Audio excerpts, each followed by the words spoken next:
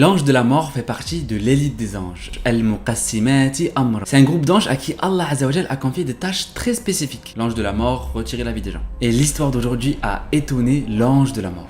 Et franchement, il y a une très belle morale derrière tout ça. Et cette histoire se déroule durant le temps du prophète Sulayman.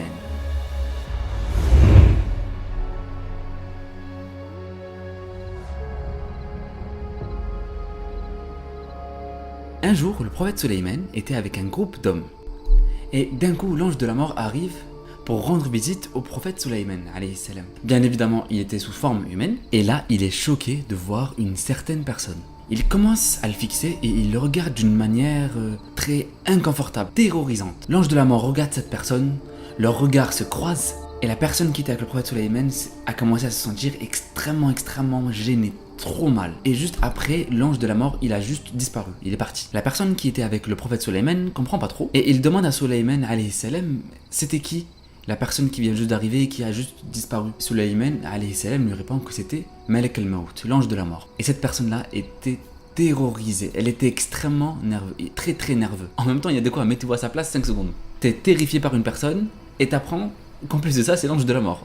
Et il dit à Sulayman alayhi salam, s'il te plaît, ordonne au vent de m'emmener très loin d'ici. Je peux pas rester trop longtemps, j'ai trop peur. Le prophète Sulayman, lui, fait partie des très rares personnes qui ont gouverné la terre entière. Et avec le Coran, on apprend que Allah Azza wa Jal a donné à Sulayman alayhi salam le contrôle du vent. Il pouvait faire le trajet de 2 mois en 1 jour. Donc Sulayman, sans problème, ordonne au vent d'emmener cet homme.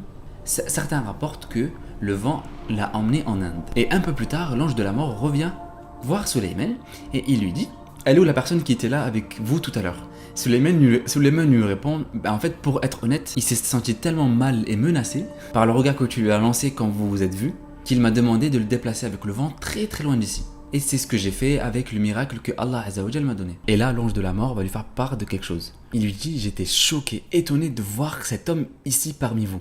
Je me demandais parce que Allah Azza wa Jal m'a ordonné de lui retirer la vie dans une distance très lointaine d'ici.